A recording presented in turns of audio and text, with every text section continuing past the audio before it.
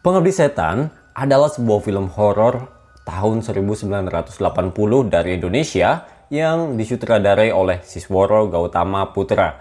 Film ini sangat terkenal pada masanya, bahkan sampai di dunia internasional.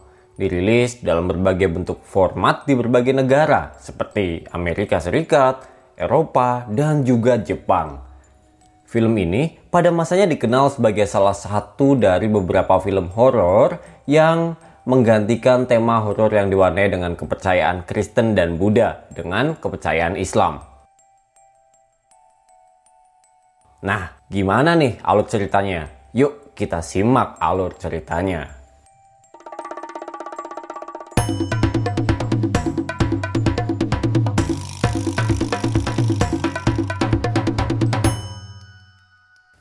Cerita diawali dari sebuah keluarga kaya yang jauh dari agama mendapat musibah ketika sang ibu wafat. Sang ibu bernama Mawarti meninggalkan seorang ayah bernama Munarto yang hanya peduli pada kehidupan bisnisnya.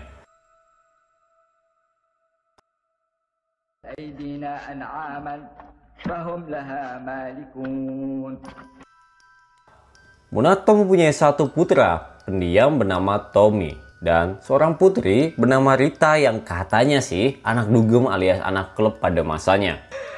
Sementara itu, di dalam rumah juga terdapat seorang pembantu bernama Pak Karto yang taat agama, namun sudah tua dan kian sakit-sakitan.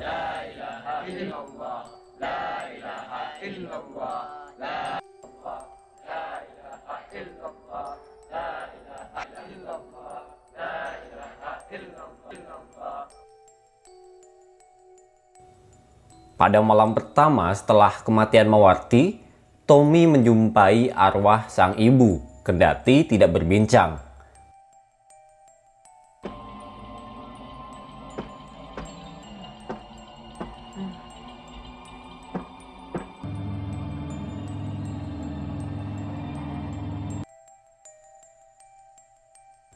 Di saat bersamaan, hal itu sempat dilihat oleh Rita.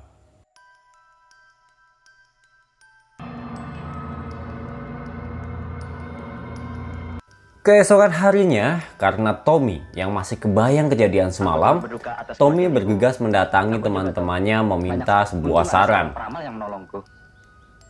Dari saran temannya, Tommy menyambangi seorang peramal. Sesampainya di tempat peramal, peramal tersebut berkata bahwa seluruh keluarganya terancam bahaya yang sangat besar dan akan menewaskan mereka semuanya.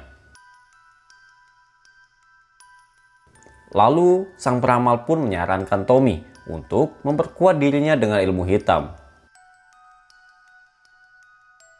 Nah, di sini Tommy terkejut karena Tommy belum bercerita apapun dan peramal tersebut tahu semuanya.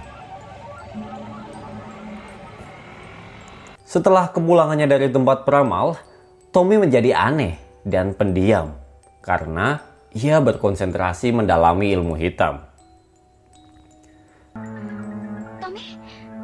Keesokan harinya, pacar Rita yang bernama Herman datang dan mengatakan bahwa 40 hari sesudah kematian orang tersebut masih berada di sekitar rumahnya. Menggoda setiap orang yang tidak teguh imannya. Singkat cerita, di saat makan malam keluarga, seorang pengurus rumah tangga dikirim dari kenalan sang ayah, yang mana dia bernama Darminah.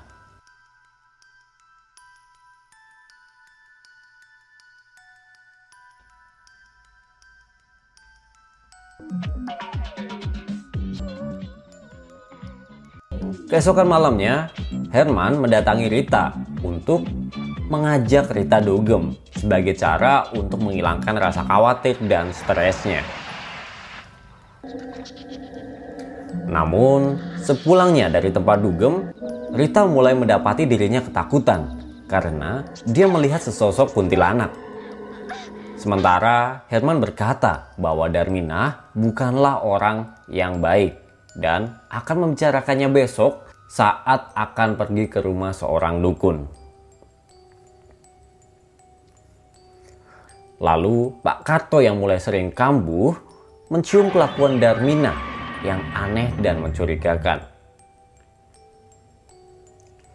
Sedangkan di sisi lain, Tommy dinasihati seorang kiai yang bertemu dengannya di sebuah toko buku untuk memulai melaksanakan sholat. Dan kebimbangan. Ambillah.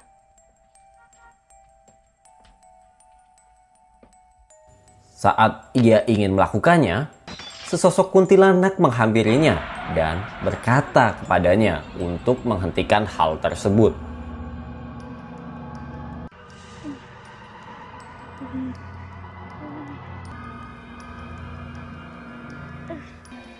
Malam yang sama, Pak Karto yang sedang berjaga terkunci di sebuah gudang dan paginya ditemukan Tommy namun mayatnya sudah tergantung.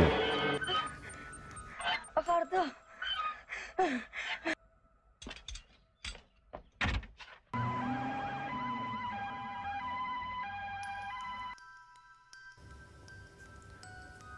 Di siang harinya, Herman yang baru pergi dari suatu tempat nyaris menabrak seseorang wanita dan membuat dirinya tertabrak truk.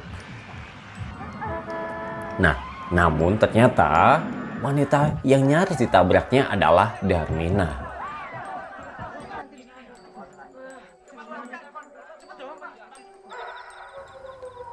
Malamnya, Tommy dan Rita berbincang, sepakat bahwa hantu yang berada di dalam rumah mereka harus dihilangkan.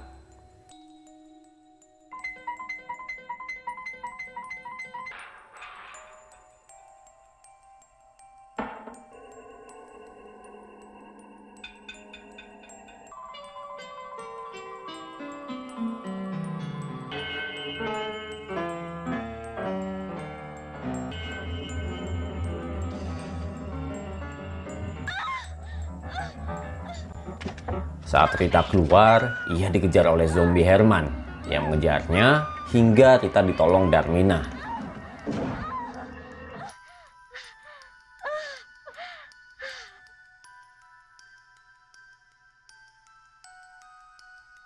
Dukun. Pagi harinya, Rita mengutarakan keinginan dirinya dan Tommy untuk memanggil dukun kepada ayahnya. Ayahnya pun setuju dan memanggil dukun tersebut. Dukun yang disewa mendapatkan serangan pecahan kaca dan serakan kelopak bunga. Sedangkan Rita, Tommy, dan Munarto melihat kepala sang dukun dilempari chandelier yang berputar.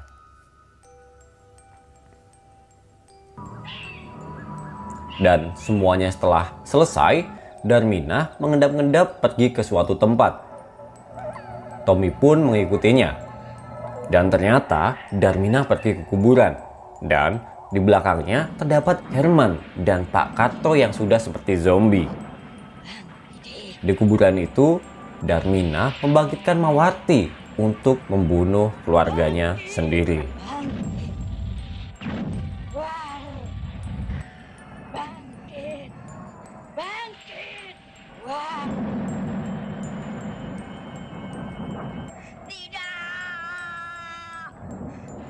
Jangan. Tommy yang ketahuan mengintip lalu dikejar. Untungnya ia berhasil kabur dan sampai ke rumah. Ia langsung memberitahu Munarto dan Rita akan apa yang dilakukan Darmina. Dia harus pergi dari Rita percaya, namun ayahnya tidak. Untuk membuktikan hal tersebut, mereka pergi ke kamar Darmina yang ternyata Darmina sudah ada di sana. Selamat malam.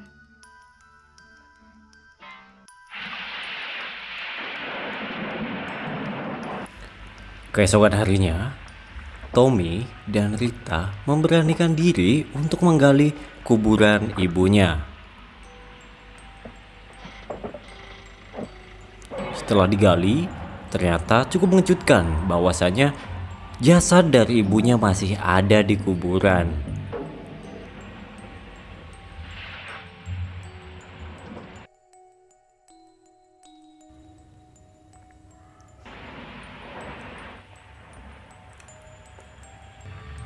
Sekembalinya, Rita, Tommy, dan Munarto diganggu mayat hidup. Rita diganggu Herman, Tommy diganggu Pak Karto, dan Munarto diganggu Mawarti, istrinya.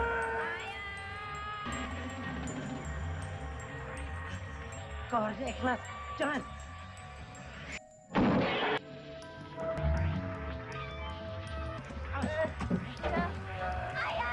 Setelah berhasil kabur dari kamar, mereka bertiga berlari ke ruang makan dan melihat Darmina memegang sebuah tengkorak dan dia sudah berambut keribu.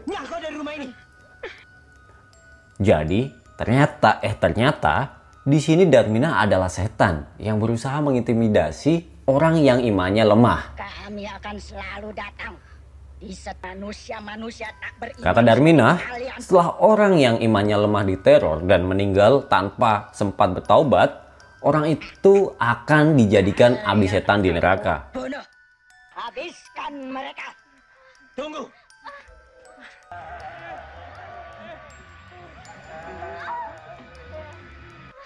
Siapa kau sebenarnya? Lalu Rita, Munarto, dan Tommy lari ke pintu depan dan berhasil membuka pintu tersebut. Yang mana di depannya sudah ada seorang kiai dan kerumunan orang. Bersama-sama mereka menghadang Darmina dan ketiga zombie dengan hafalan surat Al-Quran.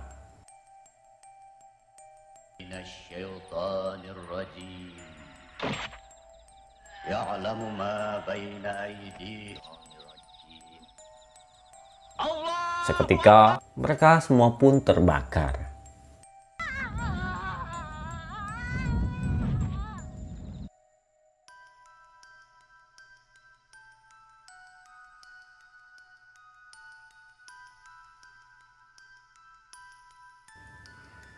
Dan film pun berakhir dengan Munarto, Tommy, dan Rita sudah bertaubat dan baru kembali dari masjid menuju mobil.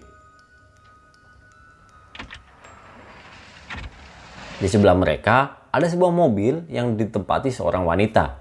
Nampaknya wanita tersebut adalah Darmina lain. Baik, kurang lebih itu semua alur cerita film Pengabdi Setan versi lawasnya. Jika ada request film lawas lain yang mau direview, boleh deh. Kalian tulis di kolom komentar ya. Thank you semuanya.